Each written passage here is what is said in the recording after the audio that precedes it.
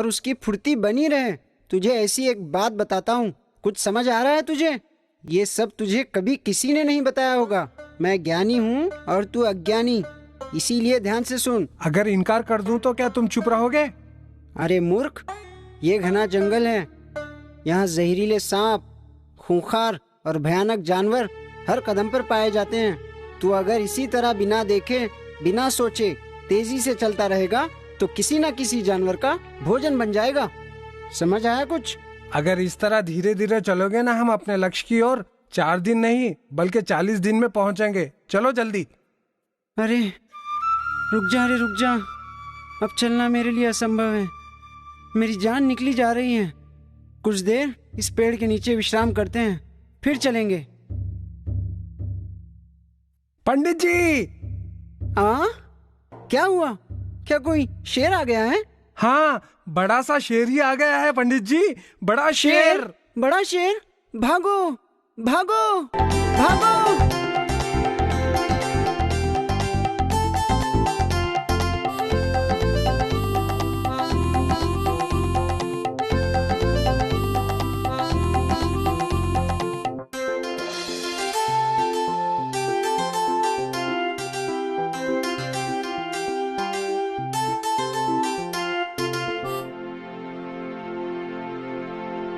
क्या रे, चला गया शेर? अगर आया होगा तो जाएगा ना। फिर तूने ही तो कहा था ना आया कहकर। आया कहकर कहा था, इसलिए देखा, कुछ ही समय में मीलों दूर भागे हैं हम लोग। अरे बुद्धू, दिल की धड़कन रुक जाएगी, ऐसे मजाक मत किया कर। अब चल।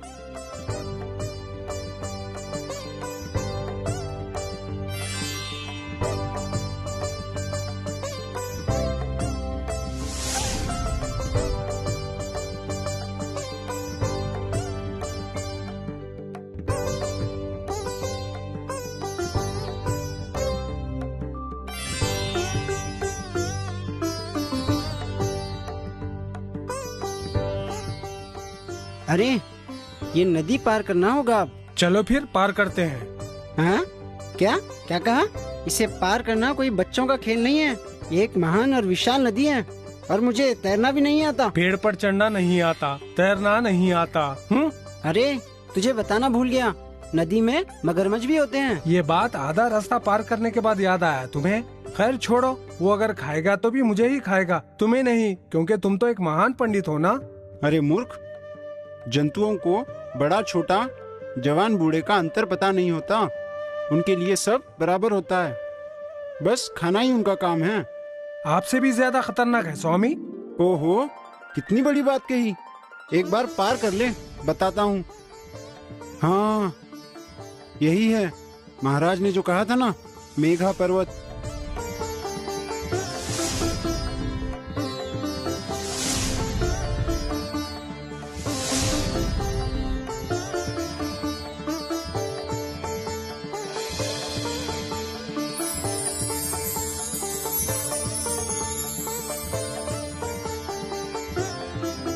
पंडित जी, अब हम इसके भीतर कैसे जाएंगे?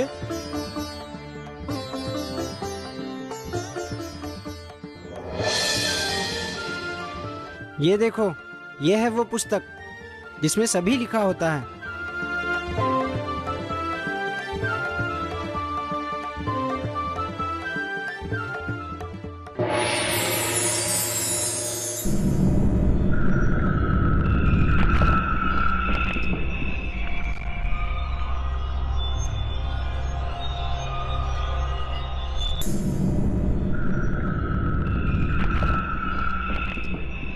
वो देख, सोने के पत्तों का पेड़।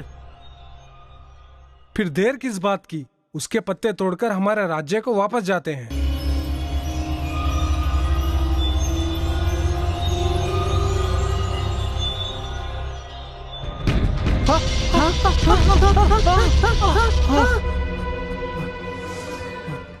देवता की कृपा से जन्म लिया हुआ पेड़ हूँ मैं।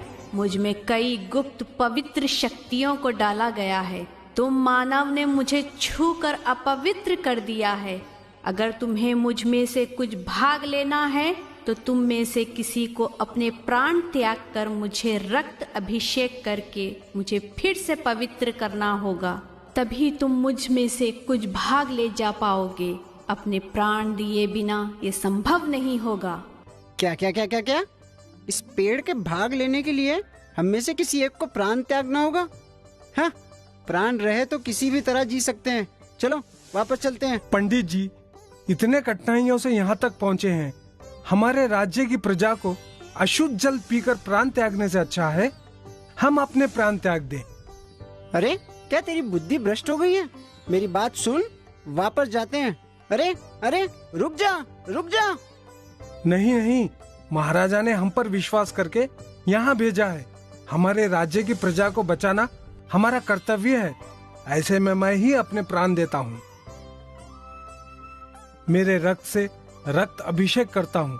आप ये पत्ते ले जाकर उस जल में डाल दो, जल शुद्ध हो जाएगा और वो बच जाएंगे।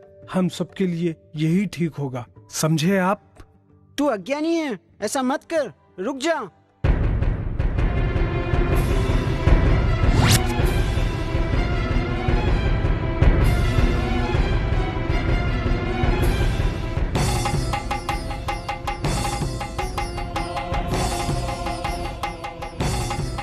नागेश,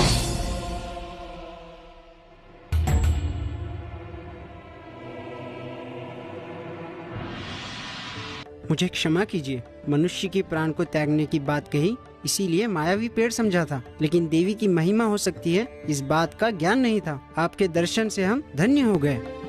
तुरंत इस पेड़ के भाग को ले जाकर अपने राज्य की प्रजा को बचा लो। जय हो महाराज। नागेश और ब्रह्मानंदा दोनों आए हैं उस पेड़ के भाग लेकर। आहा, कितनी शुभ बात कही। परमानंदा, पेड़ का भाग तुम्हारे पास है, इसे जरूर तुम ही ने प्राप्त किया होगा, इसीलिए तुम ही महान हो। नहीं महाराज, नागेश ही महान है।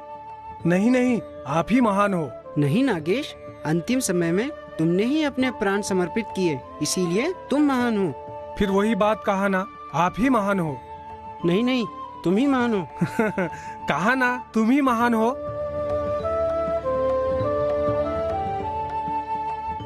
अब बताओ बच्चों, उन दोनों में कौन महान है?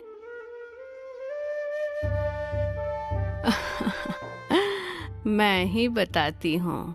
सारे शास्त्रों को जिसने पढ़ा है वो परमानंदम भी महान है, और प्रजा के लिए अपने प्राण त्यागने वाला नागेश भी महान है। वैसे ही पढ़ाई में तुम बहुत अच्छे हो, पर खेलकूद में वो भी बहुत अच्छा है।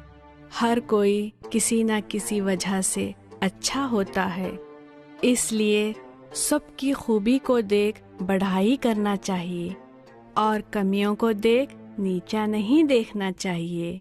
समझ गए ना?